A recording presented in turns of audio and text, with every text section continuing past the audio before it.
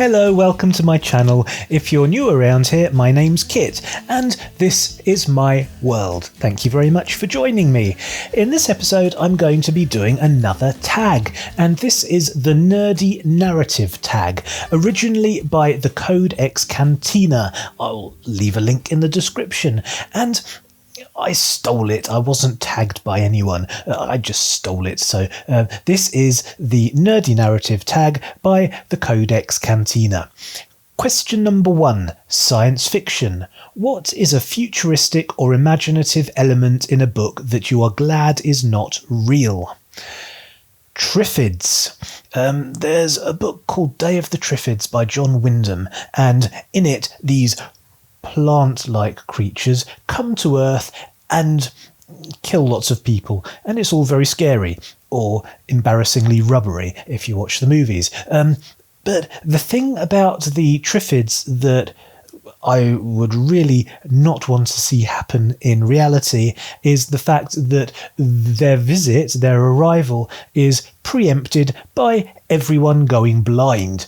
There are lights in the sky and people look up and see them and then get blinded, and this makes them easy prey for the Triffids, which otherwise would be a little bit feeble and plant-like. So blindness scares me, and I certainly wouldn't want to be accidentally blinded by looking at something in the sky and then eaten by a man-eating plant.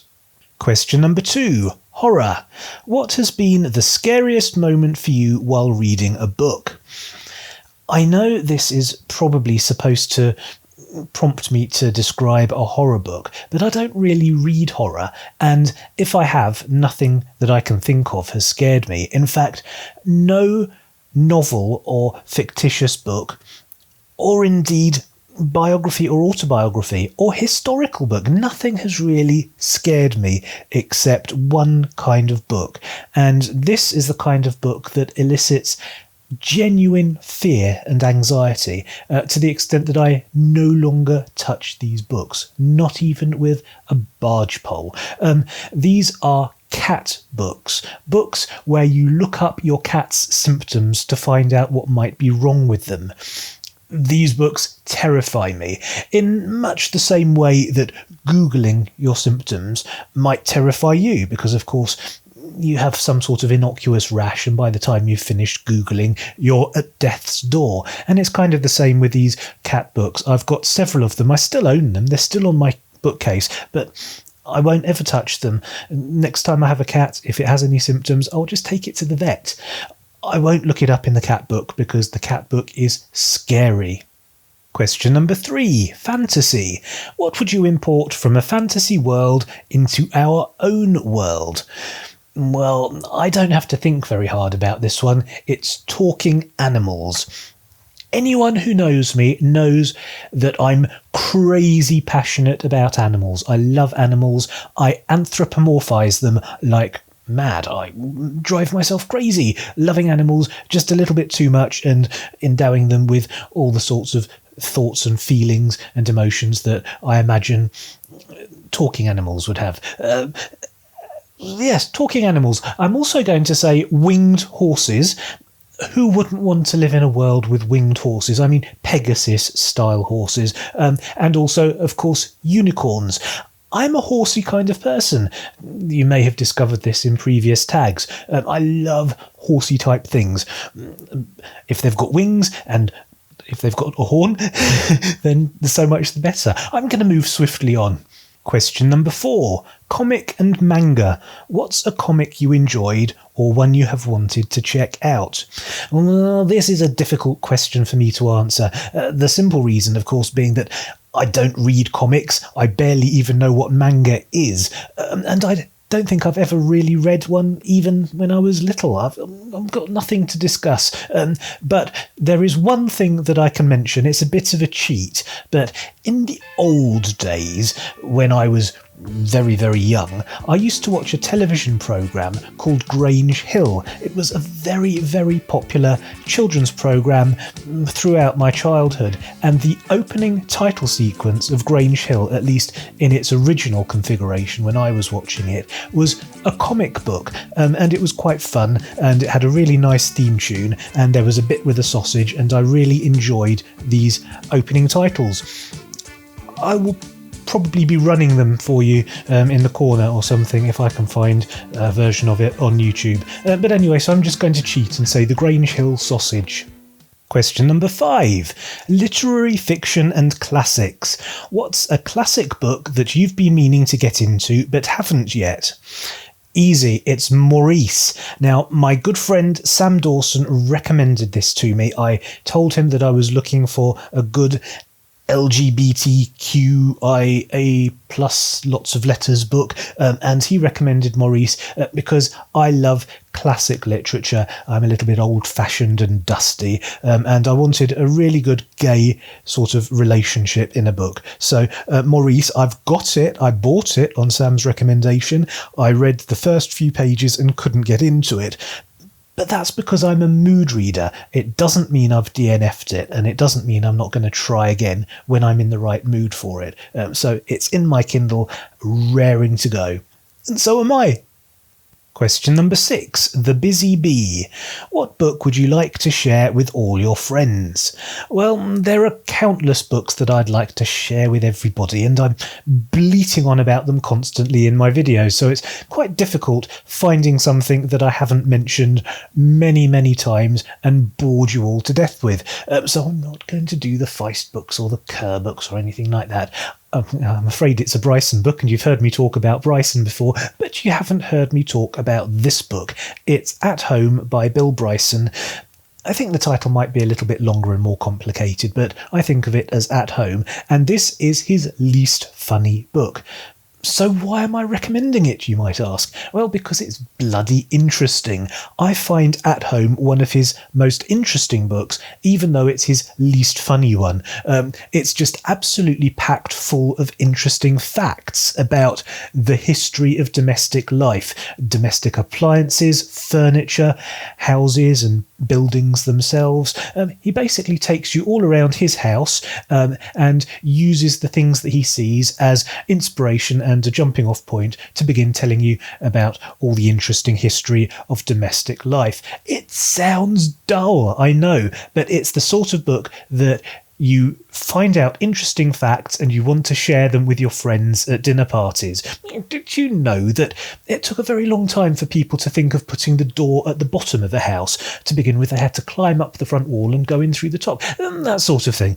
So I'm going to say Bill Bryson At Home because it contains lots of facts that you will want to share with your friends. Question number 7. Influencer. If you could have influenced an author to make a different decision in a book, what would it have been?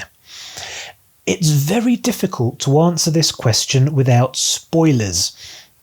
So I'm not going to. I'm going to do spoilers. And for that reason, if you haven't read the Farseer trilogy by Robin Hobb, and you intend to, and you don't want major spoilers, then plug your ears until you see the graphic for the next prompt, because this one is going to be spoileristic. Okay, here we go. I would like a happy ending for Fitz and Night Eyes, please. Going into more detail, I would really like it if Night Eyes didn't die. Oh, that ruined the whole thing for me. And the books are kind of bleak and depressing anyway, and Fitz is kind of depressed, but I can handle the general dour tone of the books because they're exquisitely well written, beautifully well written. But the relationship between Fitz Chivalry Farseer and Night Eyes the Wolf is so special, so magical, and tugs at my heartstrings so much. It moves me in ways that you can probably only understand if you're a nutter like me and really loves animals. But the relationship between Fitz and Night Eyes is so important, and I can't bear the fact that Night Eyes dies, and I don't like the way it happens either. It kind of messed with my head. It's made me not be able to read the books anymore. That's what I would change if I could influence Robin Hobb. I'd say, don't do that, please. Question number 8. The birthday wish. What book do you want for your birthday? The Wishing Book. Obviously. And I mean the real one, not the novel by Graham Howard.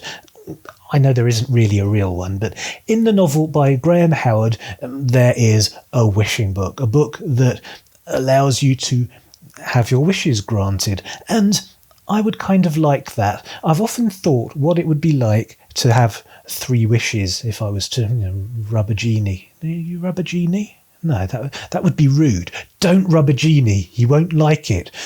Or he might like it. He might like it too much. But avoid rubbing genies. Rub the lamp. That's what you rub. What was I talking about? Oh yes, 3 wishes. If a genie was to give me 3 wishes, I would only make 1 wish. I would say, could I have multiple wishes, please? And then I would use those wishes in any number of ways. And that's all very fun and good and all of that. But really, when it boils down to it, the wishing book does the same thing. I don't have to worry about pissing off any genies. Question number 9. The invite. Who are you inviting to your BookTube party? Tag some friends to share cake with. Well, you know that I don't normally tag people. In fact, I can't bear tagging people. It makes me feel incredibly awkward and uncomfortable. I feel uncomfortable because I feel like I'm putting people on the spot and they might not want to do the tag. And also I feel uncomfortable that I might be missing people out who do want to do the tag and feel neglected or dissed in some way. Dissed? Do people say dissed anymore? Sorry, I'm stuck in the 1980s. Anyway, on this rare and special occasion, I'm actually going to mention some names, but I want to make it very clear that I'm not specifically tagging these people and expecting them to do the tag. I'm just inviting them to my birthday party to share some cake, because these are 3 people, just 3, who I would like to spend time with all together, eating cake and maybe other things, drinking some wine. Having conversation. I've been thinking about a dinner party with these people for a while, actually, so it seems appropriate to invite them to my BookTube party, and they are Simon and Amy from BookTube with Simon and Amy, and Yere from Drawn to Stories. These 3 people and myself, I think, would make quite a nice group, eating cake and drinking wine. Oh, it's finished, hasn't it? And on that note, I think I'll call it a day. Thank you very, very much for watching. I hope you enjoyed it. If you did and you haven't already, you know what to do. Please hit the subscribe button, hit the like button, and I will see you next time. See you later.